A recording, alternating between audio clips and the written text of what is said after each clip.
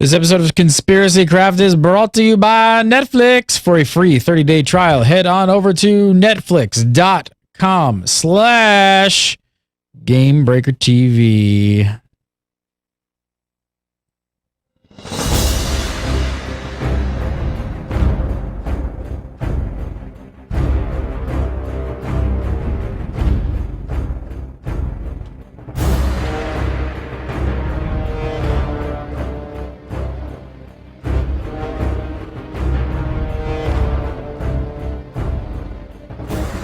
What is up, everybody? Welcome back to episode 8 of Conspiracy Craft, the World of Warcraft Law Show. It's July 11, 2013. I'm Gary again. You're watching GameBreaker TV.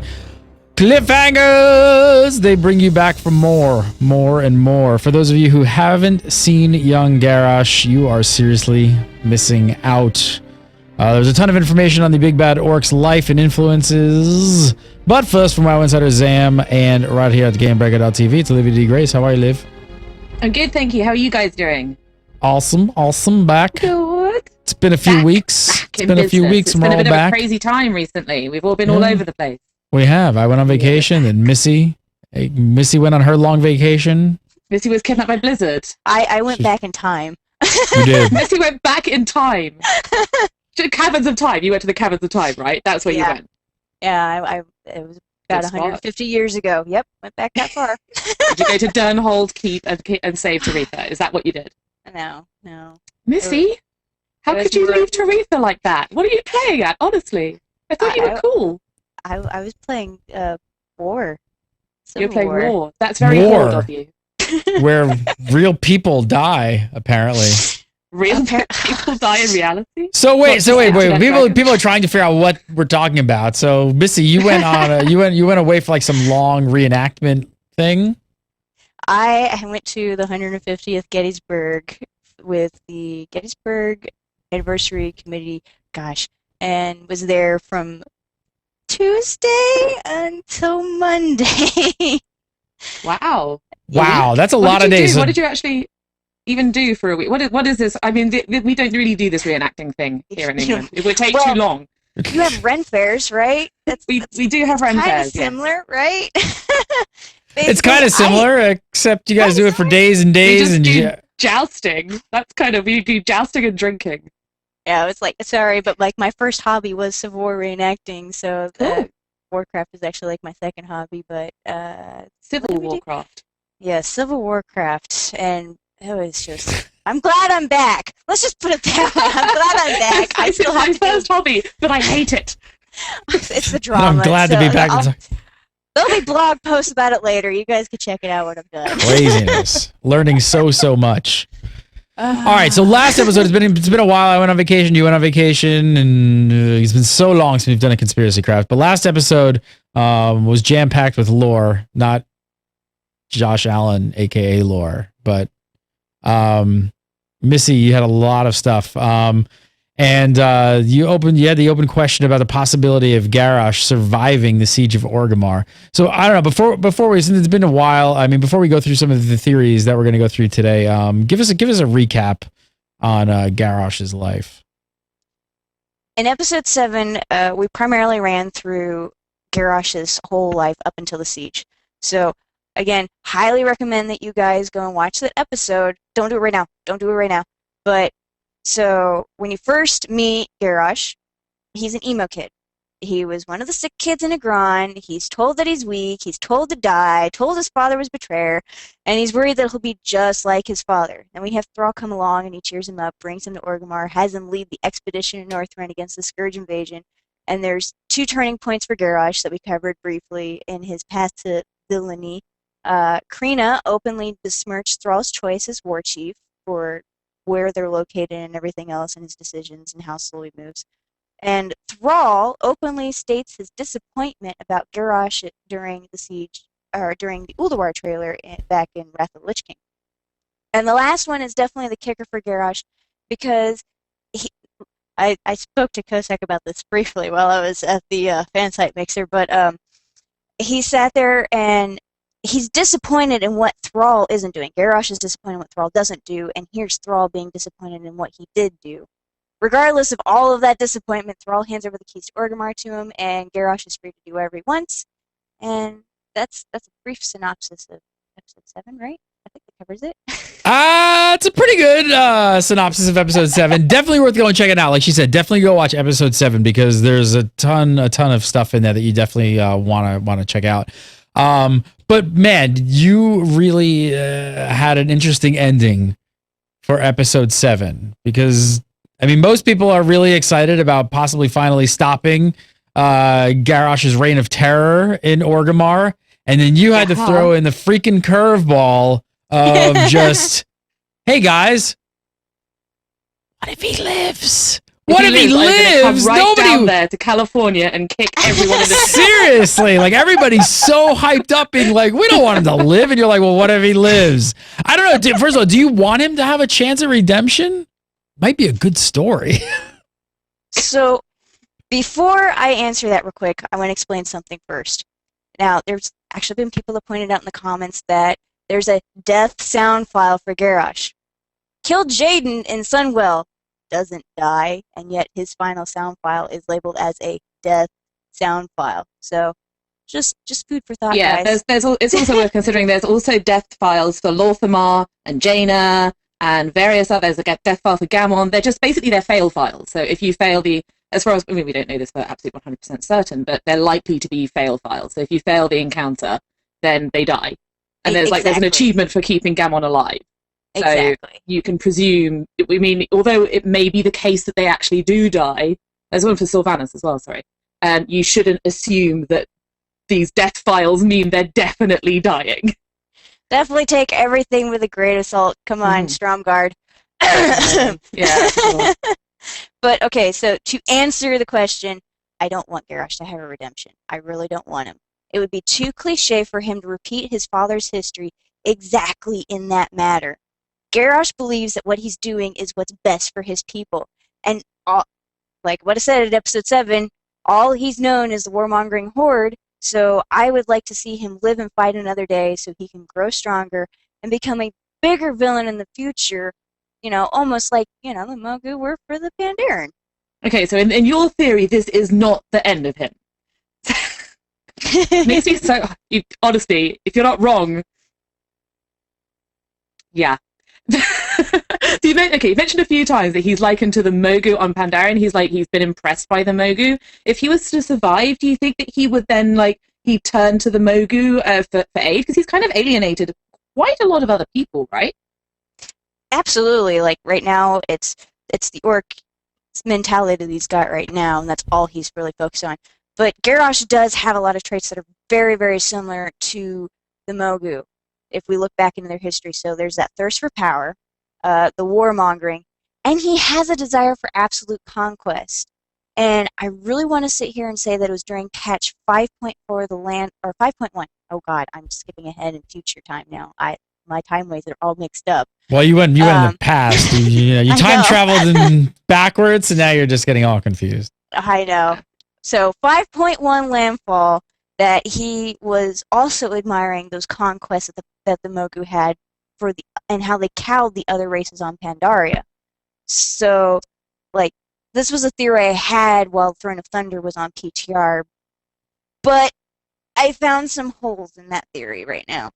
The most obvious one is that there'd be no way for Garrosh that he could hide on Pandaria. No way. The Pandaren would kick him out again after what he did to the Veil. I mean, I'm still heartbroken over the Veil. As much as I don't like the Gold Lotus, I'm still heartbroken over that beautiful landscape turning all black and white. And from a land standpoint, we are done with Pandaria after patch 5.4, so he really could not flee to Pandaria.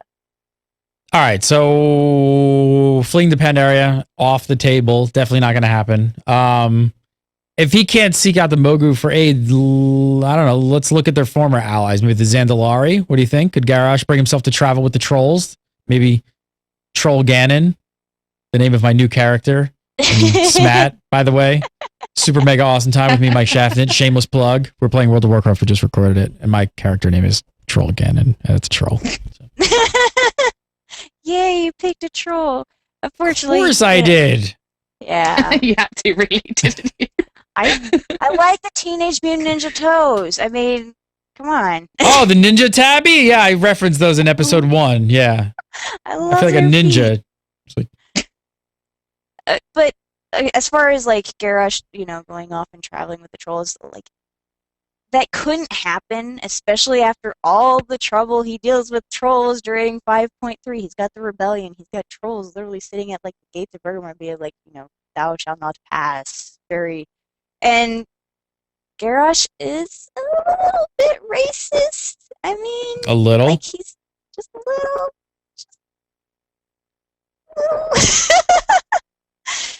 So he's very much an orc purist, and it's the whole orcs for life, circle brofisting, circle jerk, whatever it is.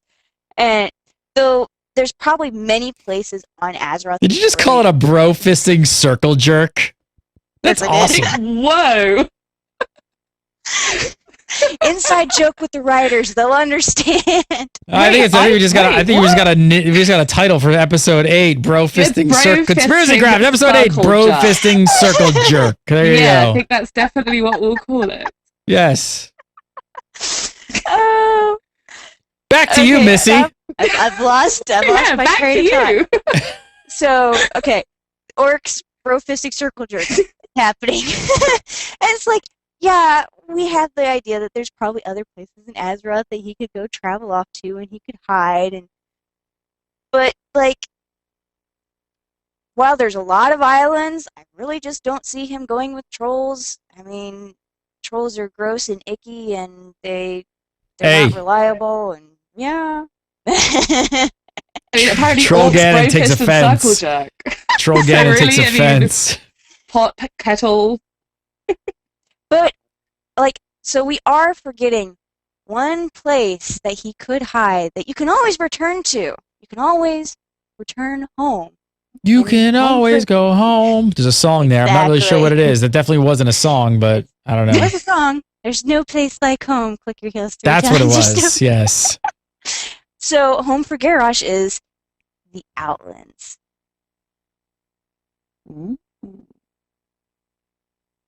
You think Garrosh is going to flee to the Outlands?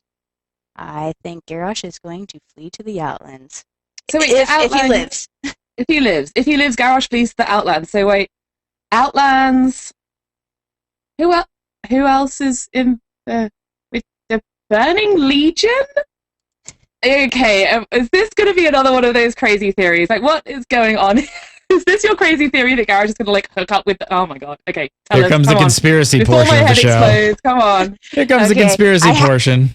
I had help with this. It's all Zis's fault because he was able to think of this as well, and I actually agree with it, which is shocking. But with Garrosh having nowhere else to go on Azeroth, there's only one place that he can go, and that's back home to the Outlands. And Josh, on Legendary, before he worked for Blizzard, guys, this is the key. Josh wasn't working for Blizzard when he said this. He talked about how there could be so much more of the Outlands floating off somewhere that we can't reach right now.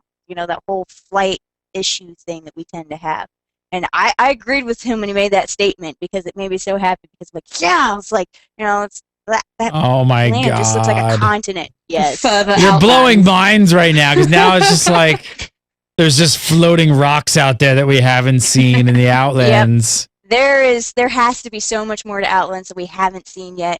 If you go to Wowpedia, type in Draenor, and it's actually in the right corner where there's PlayStation had a map, and it shows like all the different parts. Somebody was nice enough on Scrolls of Lore to like actually color code another map, but there could have been lands across the water, and since we don't know the exact size of the Draenor planet, there's a possibility of more of the Outlands floating beyond view. Okay, so I love this theory. I remember that Legendary episode because someone in chat room, and I don't remember who it was, and I wish I could. I've been trying to remember. Called it Further Outlands. That's right. That's right. I just love it. Further Outlands. And so you're saying? I mean, yeah, they're totally like this. It's a very non-finite map. That like if you go to the edge of Outlands, it just kind of fades away. It doesn't sort of be like, right, here is the end. There is an obvious ocean of end. There could be a ton more out there. So what do you reckon? There's There's more to it than players have seen. There has to be plenty of places. From what I could see, like, the Devouring Sea actually disappears and becomes part of the Twisting Never. And there was also, you've got the Broken Rock Mountains from the RTS Warcraft II, like, special map that was happening. So Garrosh really could go anywhere, and we, as the players, feeling that we've been cheated out of fat loots completely, would pursue him through the portal trying to stop him. And that would be after he has a taste of the old god's power, so he could be wanting more. Okay, so back to the old gods, back to the Outlands. Kind of feels like deja vu. Don't you think there's a risk of that? Well, I said this during Conspiracy Craft in episode 3 that there were old gods present on Outlands. There's a quest in Shadowmoon Valley where you have to stop the Arkoa from summoning an old god. And yes, guys, I know that model is the model of Sethune, but think about it, back then, that's the only model that would have been associated and had that connection of an old god. So there could be more old gods out in Outlands by now, thanks to the Sethics, that clan of bird people. And who knows, maybe Garrosh could have like some deeper connection to make it easier for him to find the old gods on Outlands, since his consumption of Yal Siraj at the end of the raid. But with players wanting to pursue him, he's going to need time, which would be when we run into the Burning Legion, who've been hiding on these other parts of the Outlands, giving Garrosh the perfect opportunity to get away, and the perfect prologue to another Burning Legion expansion. Boom. Adrian Clark, aka Lil Missy. Follow her on the Twitter at 4205. Blizzard, are you listening to this? Are you listening? I'm sure they are listening. I think they're listening. Viewers, what do you guys think? Right before I give that, I want to know what the viewers think, if this is all plausible. Do you guys think that this is real? Let us know in the comments. Leave a comment below and let us know if you think this is possible or if Missy's just completely out of her mind. Follow her on Twitter at little LIL Missy 4205. Make sure to tweet your thoughts at her as well on episode 8 and if her theories are correct. Olivia D. Grace, follow her on Twitter at Olivia D. Grace. I can do the book thing. Don't you take me on in books. Wait, I'm looking for a book. I don't have one. Find a book, or just like, hey, you could find a different kind of book. Oh, look at that. Look at a perfect segue. Whoa, what just happened there? Audible.com. Go to audible.com/gamebreaker for a free 30-day trial and a free audiobook. And Olivia D. Grace just completely went mental. Look at that. Blew her mind. Look at that. Look at that. Don't know what that is. That's amazing. I crashed the internet with my book. The books did it. It's all about the reading. All right, come over to GameBreaker.tv. Make sure you check out freetoplay.tv, our brand new website, freetoplay.tv. Check that out. And make sure to subscribe to youtube.com/supermegaawesometime, which is a YouTube channel with gameplay videos. We got World of Warcraft coming. Mike Shaftnit and me, Troll Gannon and DeShaftnit playing some World of Warcraft. So you're going to want to check that out. It'll also be on my GameBreaker.tv. So keep an eye out for that, as well as Cube World and a bunch of other crap that we spew at you day in and day out. So have a great week. Thanks for watching Conspiracy Craft, and don't forget to watch Legendary. See ya.